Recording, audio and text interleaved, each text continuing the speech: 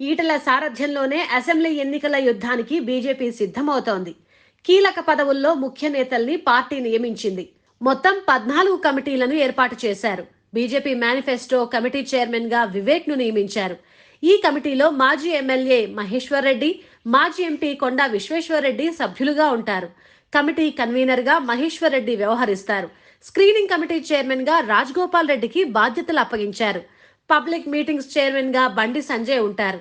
పోరాటాల committee chairman గా విజయశాంతి వ్యవహరిస్తారు. కోఆర్డినేషన్ కమిటీ చైర్మన్ గా పార్టీ సీనియర్ నేత ఇంద్రసేనారెడ్డికి బాధ్యతలు అప్పగించారు. చార్జ్ షీట్ కమిటీ చైర్మన్ గా పార్టీ ముఖ్య నేత మురళీధర్ రావు ఉంటారు. సోషల్ మీడియా కమిటీ చైర్మన్ గా ధర్మపురి అరవింద్ వ్యవహరిస్తారు. సోషల్ అవుట్ రీచ్ చైర్మన్ గా ఎంపీ లక్ష్మణ్ బాధ్యతలు చేపడతారు. పార్టీ మీడియా కమిటీ చైర్మన్ గా రఘునందన్ రావును నియమించారు. మొత్తంగా అసెంబ్లీ ఎన్నికల్లో విజయం సాధించి తీరాలన్న కసితో భారతీయ జనతా పార్టీ అడుగులు వేస్తోంది.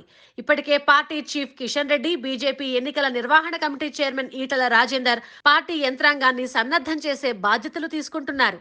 ఇప్పటికే ప్రధాని నరేంద్ర మోదీ ఇద్దరు నేతలకు ఎన్నికల్లో అనుసరించాల్సిన వ్యూహాన్ని వివరించారు.